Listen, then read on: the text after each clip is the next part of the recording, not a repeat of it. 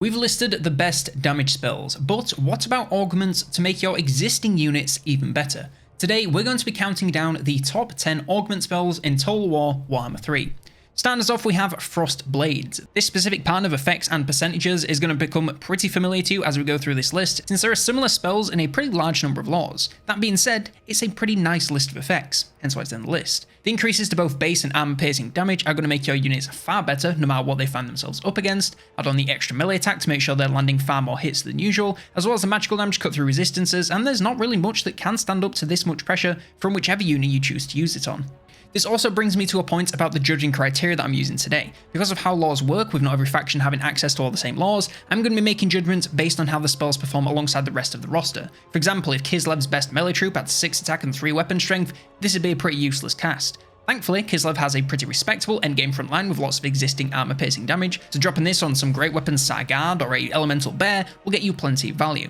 The Overcast doubles the increases to both forms of weapon damage, so nothing to complain about there. You're still limited to a single unit, so whether it's the Sargard, the Bear Cav, or the Elemental Bear, just make sure that the single unit getting these buffs is going to do a lot of work for the full duration. It's a decent spell for this buff's relatively cheap, but it'll go no further, bruv. Next up, we have the Might of Heaven and Earth. Do you notice this is basically the same spell, but it's also got flaming attacks? It's also got a slightly longer duration, so you're getting that extra damage for just a little bit longer. Cathay also has a decent selection of units to use this one on, from their frontline Celestial Dragon Guard to the Terracore Sentinels, so you won't struggle to get good value as long as you pick a unit that's actually fighting. The addition of the fire damage will give the target just a little bit more value, with the extra utility or damage if it's against something vulnerable to fire. As for the Overcast, it's a similar story to Frost Blades with the extra damage, both base and armor piercing, but now we're also getting a boost to melee attacks, so all that extra damage is going to be landing far more often, resulting in a crapload more damage output at this highly boosted rate. It is just a single target, and at 20 Winds of Magic it is a pretty costly buff for a single unit, but if you choose your target right and they're fighting for the full duration, they can easily get plenty of value.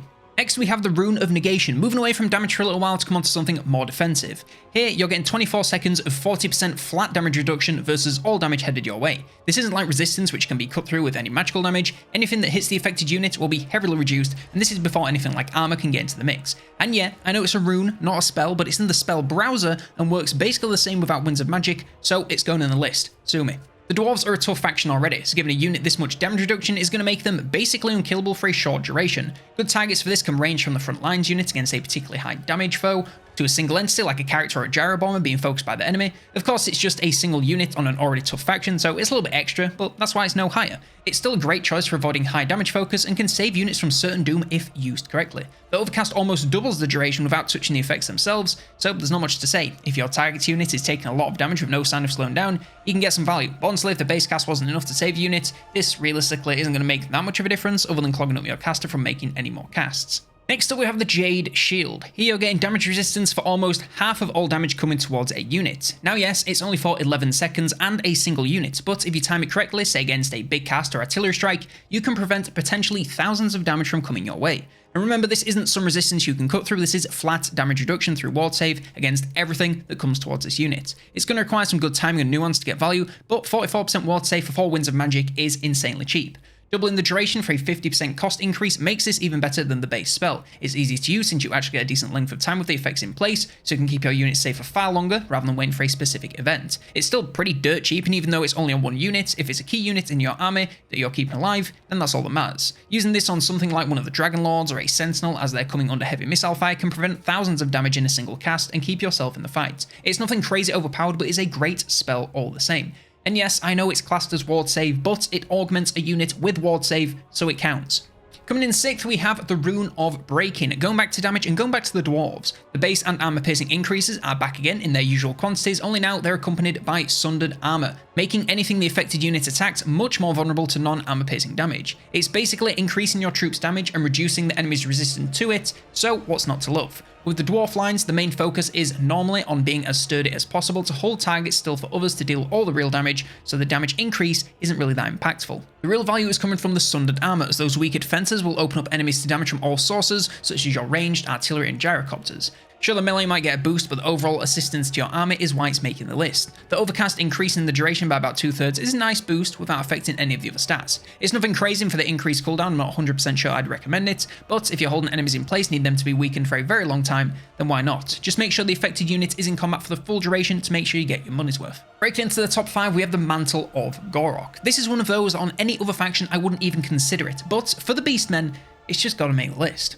So we've got the weapon and armor piercing damage increases we're used to by now, and they're already at 50%, and we're just getting started. Add on a massive 40 melee attack and a high tier unit with these buffs is going to become a meat grinder that even Germa would be proud of. Now, of course, for only 12 Winds of Magic, this would be absurd, so the downside is 30 less armor, and I'm here to tell you that it doesn't really matter all that much. Beastmen aren't known for their super high armor at the best of times, and they're all about attacking with no regard for self-preservation. And while taking a unit of, say, Minotaurs down to just 5 armor might feel a little bit like a kamikaze, they're going to tear enemies to pieces, even if they take a few extra hits along the way. And units like Minotaurs is exactly what I'd target, something fast with a lot of mass to bowl over enemy troops and slaughter them in the ensuing chaos before they can react and land a hit in return. It's of course only a single unit, so the impact is going to be contained to just them, but if you can use that one unit to entirely take out an enemy or two, that's well worth the price of admission. The Overcast doubles the duration for a fairly significant cost, and this is a case where I would say to ignore the Overcast completely. Being at that low armor for any significant period of time is going to be pretty dangerous no matter which unit you choose. Unless you're targeting Taurox or something else that'll still be plenty tough even with 30 less armor,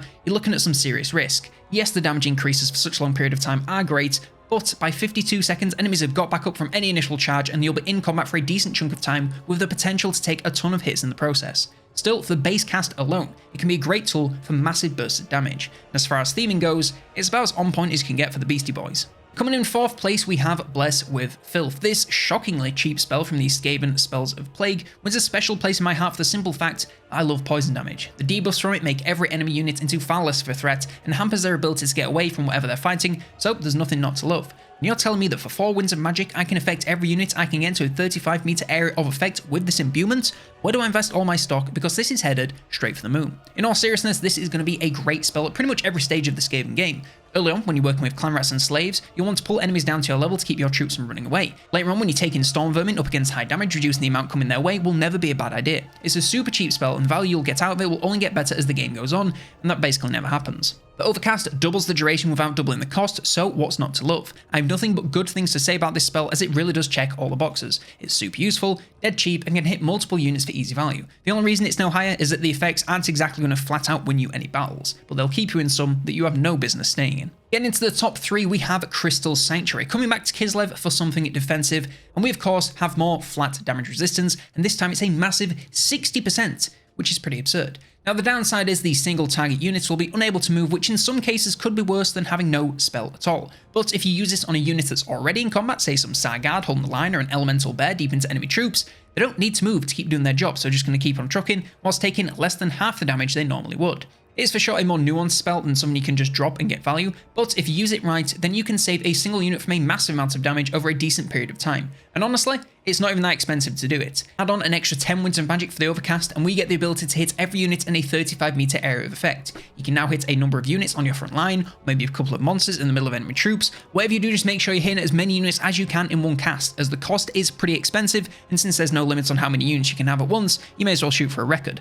Other than that, it's the same great effects, so nothing not to love. Make sure you're hitting units that won't be harmed by being stood still for 35 seconds, and you should be all good. Coming in 2nd place, we have one of the most green-skinned things that you can ever see. It has one effect, no Overcast, but it truly packs a massive punch. 40 melee attack is bananas when used on the right unit. At max rank, Black Orcs have about 45 without any other Lord skills, add 40 onto that and they'll essentially never miss. And this is of course only talking about one unit. By far the best thing about this spell is the fact that baseline, it hits all units in an area of effect, and the greenskin front line is hardly quite placed. You'll have melee infantry, a lord, hero, some monsters like trolls or a spider, maybe even some cav from a flank. Once you can give 40 attack to everything that I just mentioned at once, it is so over for basically anything unfortunate enough to get caught in the middle. The duration being 38 seconds is still pretty insane, and it's all for the cost of 11 Winds of Magic. Now obviously the downside here is it relies on the weapon strength of your units being high to begin with, and any resistance can stop this pretty easily, but if you have the right units, 9 times out of 10, they'll run over whatever you put in front of them. And at the top of our list we have something that looks extremely familiar since it is the same weapon strength buffs we've seen over and over again, including the 10th place position, and now we have some added magical attacks.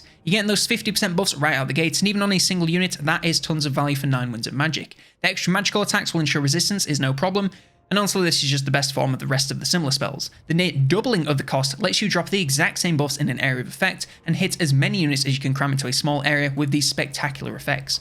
Honestly, we've been through so many similar spells, I really can't think of anything new to say, other than this is a great spell with great effects, and getting it on multiple units is a massive win in my book. The reason it's topping my list is for the simple fact that it's so ubiquitous. And if you don't have a thesaurus to hand, like myself, all I mean is that it's available to so many factions because the Lore of Shadows is one of those laws that just tends to pop up in a whole bunch of factions.